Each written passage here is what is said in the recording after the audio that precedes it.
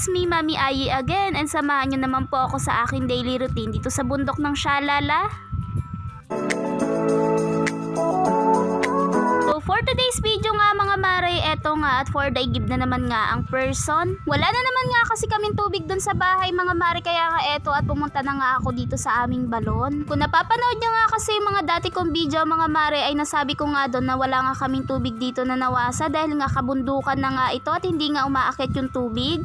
Kaya dito talaga kami kumukuha sa balon ng tubig mga mare kapag hindi nga umuulan dahil nga wala kaming gagamitin na tubig. Tagaan nga lang talaga sa pag-akot nga ng tubig mga mare dahil nga puro paahon nga yung daanan namin at medyo malayo nga rin ito sa bahay. Kasama ko nga ngayon nagigib yung kapatid ko mga mare dahil nga nakakahingal naman talaga kapag ako nga lang mag-isang nag-iigib at grabe napakatarik nga ng daanan. At nung makauwi na nga ako dito sa bahay mga mare, tingnan nyo naman nga itong dalawang bulinggit ko at nag-aantay na sa akin. At syempre mga mare, hindi rin naman dun matatapos ang pagiging nanay natin sa araw-araw mga mare, kaya nga eto at nagwawalis naman nga ako. At tingnan nyo naman tong dalawang chikiting mga mare, habang nga ako nagbablog at nagwawalis ay eto nga at nangungulit nga itong dalawa at nagpapakit nga dito sa camera. Balik na nga tayo dito sa aking ginagawa mga mare. Ayaw na ayaw ko kasi talaga na nakikita nga makalat itong harapan, lalo na nga kapag umaga dahil nga naaalibadbaran ako. Kahit nga pagoda na talaga ang person ay carry pa yan at gagawin nga lahat para nga hindi lang marumi itong harapan.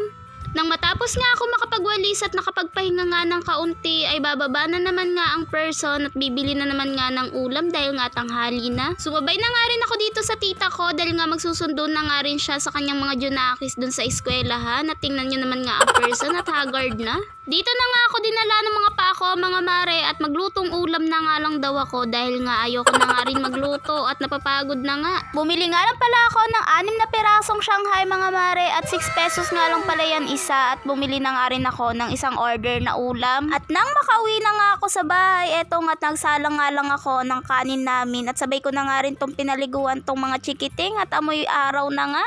Ay Diyos ko mga mare, wala talagang humpayang gawain ng isang nanay kaya talagang nakakapagod nga sa maghapon at hindi talaga biro ang gawain niya. Yung tipong gusto mo na nga magpahinga pero hindi pa nga pwede dahil nga nandiyan pa rin yung mga gawain mo at kailangan mo nga munang tapusin yun para nga makapagpahinga ka. Kahit nga may nararamdaman ka or may sakit ka na mga mare ay kailangan mo pa nga rin tumayo dahil wala rin naman ibang gagawa nun kundi ikaw lang. Kaya sa mga tulad kong nanay na rin mga mare ay walang susuko at labarn lang dahil nga tayo si super mom.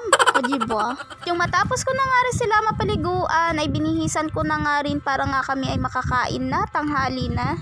Kain po tayo mga mare. Thank you Lord sa blessing. Hindi nga din halata na nagutom na nga ako mga mare, sa dami ko nga kasing ginawa ay talaga naman napakalaki na nga ng aking subo. Yung natapos na nga kami kumain mga mare, eto naman nga at bumusa naman nga itong ulan. Blessing talaga ito sa amin mga mare dahil nga hindi na nga kami mag-iinakyat sa balon para lang kami ay magkatubig at eto na nga at nagsahod na nga rin ako sa drum. Tingnan nyo naman nga itong chikiting na makulit at naliligo na naman nga sa ulan at tuwan-tuwa pang tumatakbo. And yun lang for today's vlog mga mare. Bye-bye!